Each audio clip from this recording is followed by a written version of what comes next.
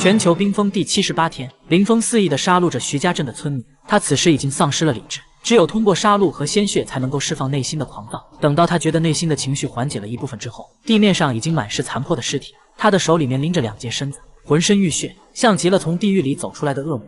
而那些村民们则是被其他特战队员逼着，不许他们逃走。林峰看了一眼瑟瑟发抖的村民们，忽然觉得自己好像做的有点过头了。他连忙解释道：“你看看你们，我只是想问你们有没有看到凶手，你们为什么不早点告诉我呢？明明知道我死了那么多兄弟，现在心情很糟糕吗？没事了，没事了，大家不用害怕。”林峰虽然觉得自己杀了那么多村民有些不对，可一想到自己是因为兄弟们惨死才有这种冲动，又觉得这种做法可以解释，他又板着脸问村民们：“现在你们都给我老老实实的交代，村子里发生战斗你们一定看见了，告诉我谁是凶手？”那些村民们望着突然变脸的林峰，只觉得这个人就是一个活脱脱的恶魔，哪里还敢回答他的话。林峰气愤地说道：“如果你们不说的话，那就是你们干的，到时候你们整个镇子的人都得死。”此话一出，顿时吓得有人开口道：“我看到是他们自相残杀。”林峰闻言，眉毛倒竖：“你胡说！”他走过去，直接把那个人掐着脖子拎了起来。“我们的人是不可能内讧的，你是不是想要隐瞒真相？信不信我杀了你？”那个老人双腿乱蹬，脖子被卡住，满脸通红，眼瞅着要被掐死了。旁边他的女儿忍不住了，哭着说道：“我爹说的是真的，动手杀人的人穿着和你们一样的衣服，不过他一个人把其他人都给杀了。对了，他还带着一只奇怪的猫，能变得比房子还要大。”林峰瞪大了眼睛，一人，他一把丢下手里的老人，又把那个女的拉过来，指着他说道：“那我这个人很公道，只要你老实交代自己看到的一切，我是不会滥杀无辜的。”这番话听起来是多么的讽刺，合着他刚才杀人都是合理的。女人颤抖着把自己看到的情况说了出去，不过当时村民们都很害怕，只能够偷偷观察。女人看到的战斗过程也不多，好在其他村民也补充了一些，终于填满了故事的拼图。听完村民的叙述之后，林峰目瞪口呆，不敢相信的后退了2步。空间系异能是张毅，他不是在庇护所里面吗？他到底是怎么出来的？身边走过来沈红提醒他道：“队长，会不会是有别的通道？”林峰眼睛一亮，对，一定是这个样子。一个合格的庇护所是不可能只有一条路的，他们的避难所也是，光是逃生用的通道起码得有2条，这还不包括陈锡年专用的。如果可以找到那条道路，我们就能杀进庇护所里面去。该死的张毅，你害死了我那么多的兄弟，以及徐家镇那么多的村民，我一定要杀死你！林峰说罢，不忘记对徐家镇的村民们道：“记住，今天杀你们亲人的不是我林峰，而是张毅，这一切都是他害的，我会为你们报仇的。”村民们低着头，不敢说话，但是心里面已经将林峰视作比张毅更加可怕的恶魔。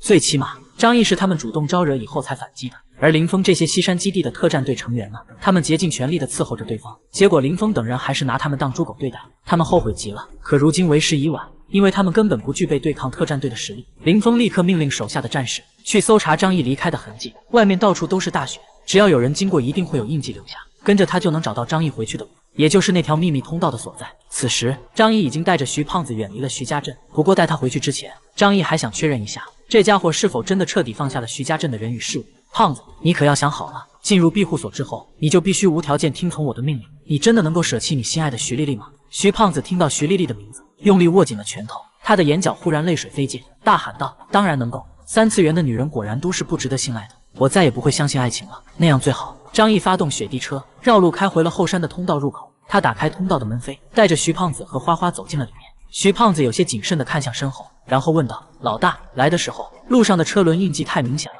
这个通道会不会被发现呢？”张毅瞥了他一眼，只要对方不是彻头彻尾的蠢货，就一定可以发现。徐胖子顿时有些紧张，这可不是什么好事情，如果他们从这里进攻的话，可就糟糕了。张毅嘴角露出一抹意味深长的笑容：“我巴不得他们快点来了。”徐胖子眨了眨眼睛，立刻明白过来：“老大，原来你在这里也准备了陷阱等他们呢，我可从来不打无准备的仗。”张毅带着徐胖子来到河津门口，经过复杂的程序解锁之后，就和他一起进入了庇护所内部。另一边，林峰等人很快就找到了雪地车的痕迹。沈红复仇心切，咬牙切齿地说道：“大队长，咱们追过去吧，干掉张毅那个该死的狗东西。”林峰却冷静地说道：“我们跟那个家伙交手那么多次，你什么时候见他吃过亏？这是一个极其危险的对手，他不可能留下如此明显的漏洞，除非在后面还准备了其他的手段。”沈红闻言，赞同地点了点头。可是我们不能错过这次机会，再过半天的话，这痕迹就会被大雪所掩盖，我们将再也找不到那个通道。林峰沉吟了片刻，冷冷地说道：“追是当然要追的，但是我们不能太过冲动。”他深吸了一口气，冰冷的语气带着浓浓的哀伤：“我们已经承受不起更多的伤亡了。60多人的精锐战队，如今已经死亡了50多人，剩下的10来个，要么是艺人和改造人，要么就是负责监督工程进度的工程师。这些人死掉一个，都比死30名普通战士还要严重。”林峰站起身来，沉声道：“把所有人都召集回来吧。”沈红愣了一下，可是我们的地道还在挖掘，难道工程就能搁置吗？林峰深深看了沈红一眼，你动动脑子，仔细想一想，张毅凭什么敢跑出来袭击我们的本部？沈红微微皱眉，顺着林峰的话语开始思索。片刻之后，他猛地抬起头来，眼睛里露出震惊之色。大队长，你的意思是说，我们当中出现了叛徒？是他向张毅传递了我们的情报，所以张毅才会趁着我们后方空虚，孤身前来偷袭。林峰目光阴鸷地说道：“没错，一定是这样，否则以他的谨慎程度，不可能贸然离开那座庇护所。如果我们的情报真的被人透露了出去，那么挖地道这件事情，你认为还有意义吗？”沈红的呼吸都变得急促了起来。也就是说，他们这半个多月的工作都白忙活了吗？唯一值得庆幸的是，虽然他们浪费了时间，但是工作都是徐家镇的那些村民做的。不对，等一等！沈红突然意识到什么，他脱口而出道：“可是这样一来，我们当中到底谁才是叛徒？”他们对整个徐家镇所有村民都进行了搜查，任何人手中的通讯设备都被没收了过来，即便有人想要私藏，也被特战队成员用仪器检索了出来。更何况，徐家镇本身就和张毅之间有深仇大恨，他们没有向张毅通风报信的手段与理由。那么，叛徒是在特战队的成员里面，可特战队的成员绝大多数都已经死了，还是说，在剩下的10几个人里面？沈红的脑海当中立刻浮现出一个人的身影来，他们当中最可疑的那个人，毫无疑问就是新加入特战队不久的梁月。毕竟梁月曾经公开反对过林峰的计划，而且他与特战队的任何人都不如何亲近。这么一想，他的嫌疑绝对是最大的。沈红低声对林峰道：“会不会是梁月？”林峰眯起了眼睛，把他们叫回来就知道了。只要把梁月的手机拿过来，送给技术人员检索一番，自然就可以知道答案。即便是他删除了通讯的记录，他们也可以将一切数据恢复。想要有所隐瞒，那是不可能的事情。于是林峰对将对岸的所有人下达了命令，要求他们立刻回到徐家镇来。将对岸的人听到枪声之后，也知道肯定发生了些什么，于是纷纷往回赶。梁月的心中有些疑惑，可对于张毅的计划，他是一概不知，只是隐约察觉到情况似乎有些不妙。于是，在回去的路上，他悄悄把自己和张毅联络的那部手机藏进了一棵枯树的树洞里。将对岸的人回到了徐家镇，看到眼前血腥残酷的一幕，所有人都傻了。徐家镇的村民呼天抢地，他们的不少亲人都死在了林峰的手里。而特战队这边的气氛同样格外的凝重。史大勇青筋暴起，差一点控制不住自己的愤怒的情绪，化身冰雪巨猿破坏一番。他们的人几乎要死光了。然而直到现在，他们都没有碰到张毅一根手指头，这简直是奇耻大辱。而林峰几人则是走到梁月的面前，眼睛里带着彻骨的寒意。梁老师，能不能把你的手机交给我查看一下？林峰开口问道。这句话一出口，现场的气氛变得紧张起来。所有人都明白林峰这么说的原因，就是在怀疑梁月给张毅通风报信。梁月眉头紧皱，林队，你的意思是怀疑我？他的内心已经有些紧张，不过5人的良好素养让他保持着表面的平静。幸好他和张毅联系时没有用他常用的那部手机。林峰说道：“我们死了那么多人，他张毅凭什么有胆量跑出来袭击我们的后方？肯定是有卧底向他通风报信。”梁月冷笑着把手机从口袋里取出来，大大方方地递了过去。如果想查的话，你们就好好查查吧。交出手机之后，他脸上带着冷笑，不发一言地抱着唐刀站在一旁，似乎是不屑于多说一个字。这种大方的态度，反而让林峰几个人有些怀疑，难道说他们猜错了？不过正在这个时候，史大勇看了看周围，忽然惊奇地说道：“咦，怎么那个姓徐的胖子不见了？”徐胖子拥有异能，本来是他们特战队的准成员之一，一旦这里的事情结束之后，要被带回西山基地的。他们回来半天了，没有看到徐胖子，史大勇才有这么疑问。此话一出，林峰顿时察觉到不对劲。徐春雷，他人呢？马上有人把徐东堂给叫了过来。老徐，你们家那个大孙子哪去了？林峰盯着他的眼睛问道。此时，徐东堂的内心一片凄凄然。回来之后，他们见到村子里死了那么多村民，而且死状极为凄惨，尸体被蹂躏的完全不成样子，甚至都无法分辨出是谁。本以为是外敌入侵，可是询问了村里人才知道，这一切都是林峰干的。徐东堂没有回答林峰的问题，而是鼓起勇气看着他的眼睛。林队，我们徐家镇对你们够意思了吧？你为什么要杀我们的亲人啊？不是，你得讲点道理。要不是张毅跑过来杀死我的弟兄们，而你们徐家的人知情不报，我会那么生气吗？所以这件事情你得怪张毅。你们好好配合我的工作，我来解决张毅，给你们报仇。林峰说的理直气壮，他的脸上甚至带着正气。这不是狡辩，而是他从始至终都认为自己是对的。徐东堂气的嘴唇都在发抖。面对这种人，你还拿什么跟他讲道理？他忽然想起徐胖子之前的警告，过于信任西山基地的这些人，可能给徐家镇带来巨大的危险。而他们真的是正义的组织吗？徐东堂已经开始后悔当初的选择，然而如今悔之晚矣。狼群住进了羊村，不吃完每一头绵羊是不可能离开的。别傻愣着，快告诉我，徐春雷去哪了？林峰死死盯着他的眼睛询问道。林峰深吸了一口气，所有人把他给我找出来。如果在张毅来袭之后，而某个人突然失踪了，那么那个人很可能就是卧底。若是那个人恰巧是个艺人，这种可能性就更大了。很快，他们就查到了线索，举报徐胖子的是一个叫徐丽丽的女孩子。她亲口承认，知道徐胖子要离开徐家镇，但是不知道他往哪跑了。事到如今，已经是水落石出，那个给张毅通风报信的人，就是徐胖子。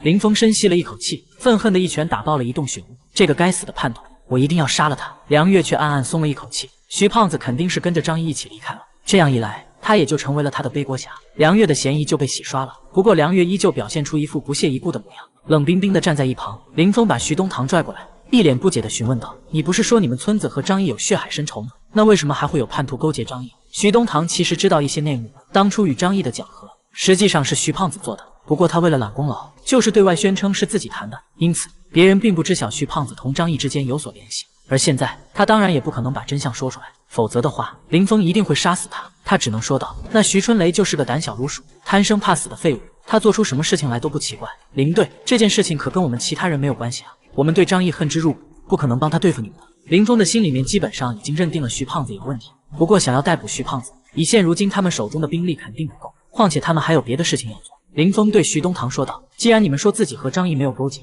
那就用事实证明给我看。”徐东堂不明白林峰要他做什么。林峰让人把徐家镇所有村民集中到广场上，1000号人被10几个人像撵羊一样撵过去，一个个非常老实，不敢反抗。林峰随机从里面选取了100个人，你们这些人跟我过去办一件很重要的事情，如果事情顺利的话，我给你们记大功劳，剩下的人老老实实留在这里，该干什么干什么。因为人手不够，也因为害怕再有人落单被张毅干掉，所以林峰决定带着所有特战队的成员一块行动。而这100个人，他也有很重要的用处。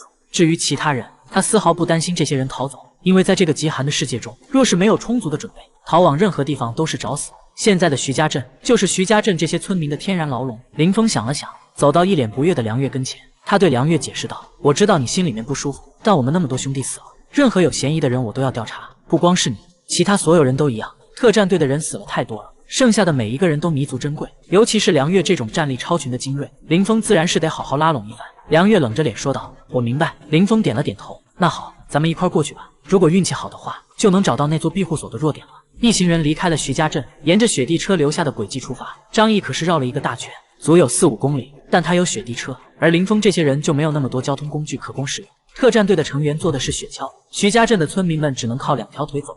2个半小时以后，他们终于绕到了后山这里，并且在那座很大的墓碑前停了下来。原来是在这儿，林峰判断了一下墓碑的位置和庇护所的距离，基本可以判定是这里无疑了。当即他让那些村民们过来，把墓碑给打开。村民们一个个憔悴不已，又累又饿，可是不敢有丝毫怨言，只能过来干活。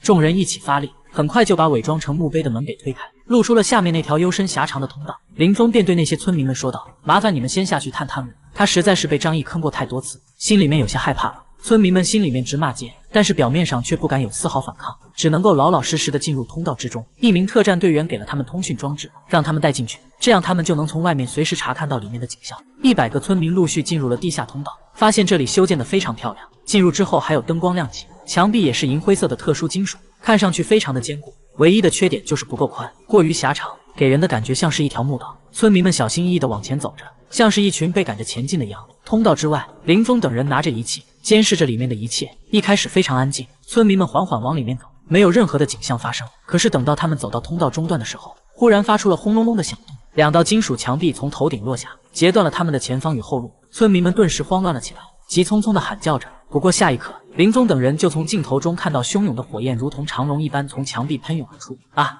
惨叫声如同来自地狱，而视频也到这里戛然而止。张毅，好狠毒的家伙，果然还在这里留着后手呢。林峰咬牙切齿地说道：“如果不是他机智，懂得拿徐家镇的人前去探路，岂不是又要死掉几名特战队员？”